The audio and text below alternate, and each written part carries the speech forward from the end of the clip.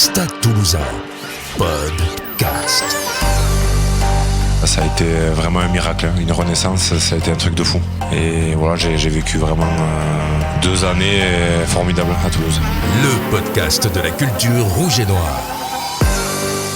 Bonjour à tous, bienvenue dans un nouveau podcast de la culture rouge et noire. Notre invité aujourd'hui est basque, 2 fois champion de France avec le Biarritz Olympique. Il a terminé sa carrière professionnelle au Stade Toulousain.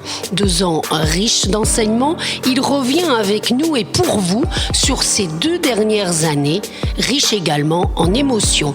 Imanol Arinordoki est avec nous.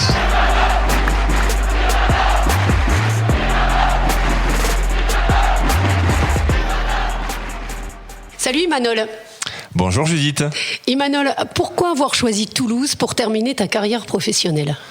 Honnêtement, déjà, c'était une énorme surprise quand Guy Novès m'a contacté, puisque je comptais arrêter ma carrière à Biarritz avec un genou plus que douloureux, qui m'embêtait déjà depuis 2-3 saisons.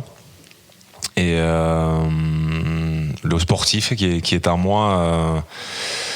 forcément, j'avais pas envie d'arrêter comme ça sur une jambe un peu aigrie et j'ai eu envie au fur et à mesure que les jours passaient de tenter ce challenge. Et comme j'ai dit à Guy Novès quand il m'a appelé, je vais pas te raconter d'histoire, je suis vraiment sur une jambe, j'arrive plus à courir, et il m'a juste posé une question, il m'a demandé si j'avais encore envie. Et forcément, le sportif qui était en moi, il avait encore envie de refouler la pelouse, de rejouer, de revivre des belles émotions et de retrouver des sensations fortes. Mais quand je lui ai dit oui, je savais vraiment pas si j'allais jouer une seule minute sous le maillot du Stade Toulousain. Donc c'était vraiment pour moi un challenge énorme. Et au final, au bout d'1 an, tu as été élu meilleur joueur de la saison du Stade Toulousain. Ça a été un petit miracle. D'abord, il y a eu une prise en charge vraiment énorme. Bon, Guy m'a donné une confiance assez incroyable. Il m'a dit écoute, tu joueras quand tu seras prêt. Si ça prend 1 mois, 2 mois, 3 mois, ou pas trop comme il m'a dit. Mais voilà, je vais tout mettre à disposition pour que tu aies à penser qu'à toi et qu'on te retape bien et que tu rejoues avec nous. Et donc je te cache pas que ça a été beaucoup de travail, mais des résultats aussi que j'ai vu au fur et à mesure que les jours passaient. Et j'ai retrouvé des sensations, j'ai retrouvé surtout l'espoir. Et puis voilà, ce premier match où j'ai refoulé la pelouse des 7 deniers et retrouvé voilà une joie et une envie de jouer comme quand j'ai commencé en cadet à Garassi. J'avais tout à reprouver, quoi, voilà, que ce soit mes coéquipiers, rendre la confiance à Guy, puis voilà, par rapport aussi à moi, à ma carrière, de me relancer. Ça a été vraiment un miracle, hein, une renaissance, ça a été un truc de fou. C'est ce que tu as déclaré, hein, le jour de tes adieux, de ton dernier match, tu as déclaré « J'ai vécu une véritable renaissance à Toulouse ». Ouais, je crois que c'est même plus fort que ça, parce que je pensais vraiment plus jamais revivre ça. Et quand on est sportif et qu'on a vécu tout ce que j'ai vécu, tous des grands moments, des titres de champion de France, des sélections, des coupes du monde, des tournois gagnés, ça a été vraiment encore plus fort que tout ça, parce que je croyais que tout ça était fini. Et quand on regoute à ça et qu'en plus on a un accueil plus que chaleureux dans un stade qui est quand même connu. Mais surtout quand on n'est pas de Toulouse, c'est dur quand même de trouver sa place. C'était vraiment voilà, presque un double voire un triple challenge, parce que déjà voilà, c'était vis-à-vis de moi-même, vis-à-vis de mes coéquipiers, vis-à-vis aussi des supporters. Mais j'ai bataillé aussi dur avec les Toulousains pendant de nombreuses années, donc j'avais pas que des copains dans le vestiaire quand je suis arrivé, ce qui est normal. Et j'ai dû leur montrer que j'étais pas venu là en vacances ou pour passer ma retraite tranquille. Donc voilà, avec mon caractère, j'ai essayé de donner le maximum. Et les supporters aussi se demandaient un peu ce que je venais faire là, parce que forcément, j'étais pas trop au niveau. Et après 2-3 matchs, voilà, je crois qu'ils m'ont bien rendu, en tout cas, tout l'investissement que j'ai pu donner. Et voilà, j'ai vécu vraiment 2 années formidables à Toulouse. Ça représentait quoi, le Stade Toulousain ? C'est rigolo parce que j'ai été contacté à plusieurs reprises par le Stade Toulousain. Quand j'étais encore à Biarritz, j'ai rencontré 2 fois René Bouscatel. Ça s'est pas fait pour de multiples raisons. J'avais aussi envie de rester à Biarritz. Et paradoxalement, c'est peut-être le moment où il voulait le moins de moi, René, que Guy lui a dit écoute, tu vas le faire signer à Imanol parce que j'ai besoin de lui. Alors, c'est une anecdote que j'ai souvent avec René parce que forcément, après coup, il est très content que j'ai signé à Toulouse, mais il n'était pas trop chaud, non. Donc voilà, après pour moi, à Toulouse. La culture du jeu aussi. Un club fantastique, là, oui, la culture du jeu. J'ai toujours aimé, honnêtement, jouer même à Biarritz, à Toulouse, parce que c'était vraiment à chaque fois un challenge assez énorme dans un stade de connaisseurs. Et puis d'être sous les ordres de Guy aussi la première année, et puis de jouer avec des mecs avec qui j'ai bataillé aussi en équipe de France pendant des années. Un club aussi, ce qui m'a fait aussi prendre cette décision, c'était que c'était un club qui avait plus gagné depuis quelques années, et que forcément j'avais pas envie non plus d'arriver dans un club qui avait tout gagné.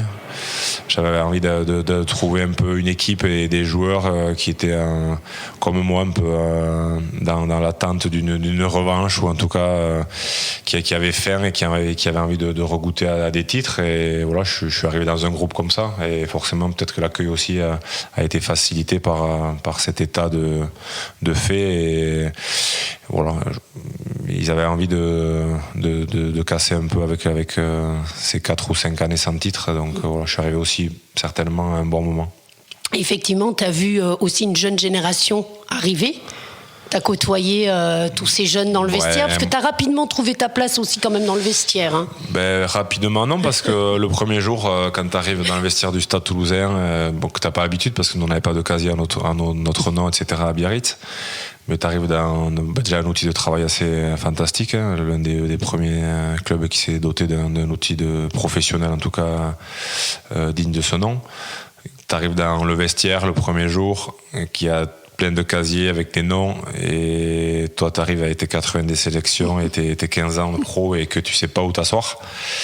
Ça fait vraiment bizarre, mais c'était pour ça aussi que qui t'a dit alors tu t'es mis, qui t'a conseillé de t'asseoir? Non, mais bon, j'ai quelques copains quand même dans le vestiaire, donc ils m'ont dit là, mais t'es là-bas dans le coin, et du coup il y avait mon numéro, il n'y avait pas mon nom encore sur mon casier, donc voilà, je suis allé m'asseoir, mais ça fait vraiment bizarre. Mais j'avais envie aussi de tenter ce challenge pour revivre ces moments-là, où tu arrives sur la pointe des pieds, où tu as tout approuvé, et puis l'envie de le matin, le réveil il n'avait pas besoin de sonner, j'étais réveillé bien avant que le réveil sonne pour aller m'entraîner, et ça a été vraiment un moment assez incroyable à vivre. Et puis après j'ai dû quand même travailler dur. Je m'entraînais pas au début avec toute l'équipe, je m'entraînais tout seul avec le staff médical et les préparateurs physiques qui m'ont accueilli les bras ouverts. Je m'attendais pas non plus à cette attention et cet accueil. Ils ont vraiment tout fait pour qu'on y arrive ensemble.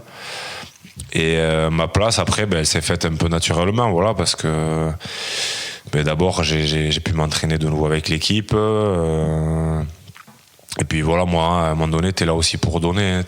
Moi, j'étais là-bas pour transmettre, pour amener un peu mon expérience. C'était aussi le deal, et j'étais vraiment pas dans une démarche égoïste. J'avais envie de profiter de tout ça, et de par ma nature, j'ai essayé de transmettre. Et puis moi, j'aime bien transmettre aux jeunes, et j'ai été gâté parce qu'il y a une génération assez formidable avec les Rapetou, que ce soit le Deguiri, Baye, Julien Marchand, François Cross, et j'en passe. Mais des super gamins. Maintenant, ils ont grandi, mais qui étaient à l'écoute, qui travaillaient dur, et qui étaient aussi très reconnaissants des conseils qu'on pouvait leur donner, qui les intégraient. Ça fait plaisir de voir qu'il y a des jeunes comme ça, et je crois que les Toulousains sont vraiment gâtés à ce niveau-là. Oui, justement, les 2 années que tu as passées à Toulouse, il n'y a pas eu de titre. Le titre, ils l'ont eu en juin dernier.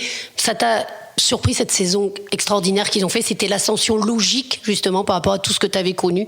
Honnêtement, c'était quand même assez surprenant. Je crois qu'il y a plein d'éléments qui sont bien goupillés, qui ont fait que la sauce monter, les jeunes ont trouvé leur place, les premiers résultats dans la saison qui ont mené la confiance, beaucoup de concurrence aussi finalement, puisque aussi un très bon recrutement, des joueurs qui ont mené à des postes où il manquait un peu peut-être de concurrence, un paquet d'avant aussi qui a été très concurrent. Tu avais senti les prémices peut-être de cette génération quand même Les prémices de être champion de France et de faire la saison qu'ils ont faite. Il n'y aurait pas grand monde qui l'aurait même marqué sur un bout de papier sans parier, parce que ça a été quand même une saison de dingue. Je crois pas 3 défaites seulement. Qu'il y ait un club qui réalise une saison comme ça. Mais voilà, il y avait des joueurs qui étaient là pour réussir et qui ont été amenés aussi à ce niveau-là, qui sont passés par la formation, qui ont intégré. Moi, il y a des jeunes qui jouaient pas encore à l'époque, qui s'entraînaient déjà avec nous. Donc, c'est vrai que c'est riche aussi d'enseignement pour des jeunes de pouvoir partager l'expérience de joueurs qui sont un peu plus vieux. Et c'est une génération aussi plus insouciante, qui n'avait pas non plus le poids du club, je pense, sur les épaules et le fait de plus gagner. Et voilà, je crois qu'ils ont amené beaucoup de fraîcheur, d'insouciance et bon, après ils ont proposé quand même une qualité de jeu qui était exceptionnelle. S'il y avait une image que tu devais garder de ces 2 ans à Toulouse, un souvenir particulier, peut-être un match ou... Il y en a beaucoup, mais... Non, je me souviendrai toujours de la première fois où je rentre sur le terrain au Sept-Deniers, dans le couloir. Pourquoi ? Qu'est-ce qu'il y avait de si particulier ? Parce le fait de rejouer. Je pensais que j'allais jamais revivre ça, donc ça a été, même d'en parler là, c'est dur. Et le dernier match, parce qu'on l'a vu, tu étais énormément ému aussi. Non, le dernier match, c'était parce que je me suis remémoré ces 2 années qui ont été quand même formidables. Et puis surtout, je pense, la reconnaissance et le retour que j'ai eu du public, c'était incroyable, quoi. Donc forcément, il y avait quand même beaucoup d'émotions. Merci Manol. Merci à tous pour votre fidélité. N'oubliez pas de vous abonner au podcast du Stade Toulousain sur les différentes plateformes. Prochain match des Rouges et Noirs ce samedi à 17h45 à Agen.